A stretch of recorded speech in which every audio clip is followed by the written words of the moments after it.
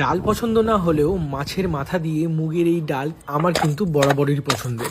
অনুষ্ঠান বাড়ি কিংবা বিয়ে বাড়ির এই মুগ ডাল আমার পছন্দ হলেও আমার মায়ের হাতের মাছের মাথা দিয়ে মুগের ডাল কিন্তু আমার কাছে সবচেয়ে উপরে।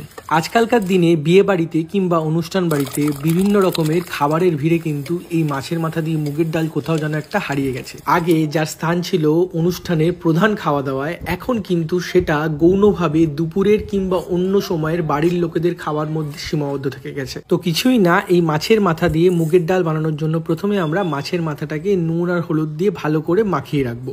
এখানে আমি রুই মাছের মাথা ব্যবহার করেছি, আপনারা চাইলে কাতলা মাছের মাথাও ব্যবহার করতে পারেন। মানে রুই কাতলা মাছের মধ্যে যে কোনো একটা পাকা মাছের মাথা হলেই হলো। এরপর বেছে রাখা সোনা মুগ ডালটাকে ভালো করে শুকনো খোলায় ভেজে নেবো যতক্ষণ না রং পরিবর্তন হচ্ছে। হলুদ থেকে যখন লাইট পিঙ্ক কালারটা আসবে, হালকা রঙের পিঙ্ক কালারটা, তখন জল দিয়ে ভালো করে ডালটাকে ধুয়ে নেবেন। মা এখানে কড়ার মধ্যেই ডালটাকে ধুয়ে নেয়, ধুয়ে নিয়ে সেই জলটাকে ফেলে দিয়ে সেই কড়ার মধ্যেই আবার নতুন করে জল দিয়ে ডালটাকে ফোটায়। এইভাবেই কিন্তু মা করে। আপনারা চাইলে ডালটাকে নামিয়ে ঠান্ডা হওয়ার পর ধুয়ে আবার কড়াইতে বসাতে পারেন, কোনো তাতে অসুবিধা নেই।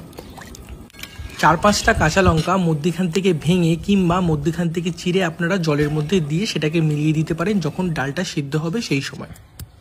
যতক্ষণ ডালটা সেদ্ধ হচ্ছে আমরা ততক্ষণ সমস্ত বাটাবুটিগুলো করে নেব। প্রথমে রসুন বাটাটা বেটে নেবো শিলের মধ্যে, তারপর শুকনো লঙ্কা আর আদাটাকেও শিলের মধ্যে ভালো করে বেটে নেবো। আপনারা চাইলে সবকিছু একসাথে দিয়েও বাটতে পারেন। মা রসুন বাটাটাকে সবসময় আলাদা বাটতে প্রেফার করে, যেহেতু রসুনের কাঁচা গন্ধটা যেতে সময় বেশি লাগে, তাই জন্য রসুনটাকে সবসময় আলাদা বাটে।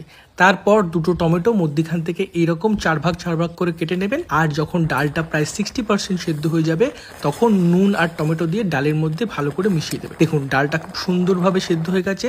সামান্য একটু হলুদ দিয়ে আর জল শুকিয়ে গেলে আবার একটু পরিমাণ মতো, যতটা আপনারা ডাল খাবেন ডালের পরিমাণটা যতটা হবে সেই অনুযায়ী গরম জল দিয়ে ভালো করে মিশিয়ে একটা বলক আসা অবধি ওয়েট করবেন। যখন বলক আসবে আর 80% ডালটা সিদ্ধ হয়ে যাবে, ডালটাকে একটা জায়গায় ঢেলে রাখবেন। বাকি 20% ডালটা কিন্তু পরে মাছের মাথার সাথেই ফুটবে, তাই জন্য 80%ই কুক করবেন, ডালটা যাতে পুরোপুরি গলে না যায়। তারপর একটা কড়াইতে তেল গরম করবেন, সরষের তেল, তার মধ্যে মাছ ভাজাগুলো ভেজে নেবেন। মাছের মাথাগুলোকে পুরোটা একসাথে দেবেন না, এখানে যেহেতু আমি দুটো মাথা নিয়ে এসেছিলাম, দুটো মাছের মাথা, তাই জন্য প্রথমে অর্ধেকটা করে নিলাম। মাছের মাথাটাকে ভালোভাবে ভাজবেন আর ছাকা তেলে ভাজার চেষ্টা করবেন। দেখবেন যাতে কোনো জায়গায় কাঁচা যাতে না থাকে, তাহলে কিন্তু ডালে আষ্টে গন্ধ আসতে পারে। তাই একটু কড়া করেই মাছের মাথাগুলো ভাজবেন, তাতে কিন্তু কোনো অসুবিধা হবে না। এরপর আমরা পেঁয়াজ কেটে নেবো। এখানে আমি 6টা মিডিয়াম সাইজের পেঁয়াজ দিয়েছি আর 7 থেকে 8টা কাঁচা লঙ্কা মধ্যখান থেকে চিড়ে দিয়েছি। তারপর ওই তেল আরেকটু কমিয়ে ওই তেলের মধ্যে কাঁচা লঙ্কা ফোড়ন দিয়ে তারপর পেঁয়াজ দিয়ে কষিয়েছি।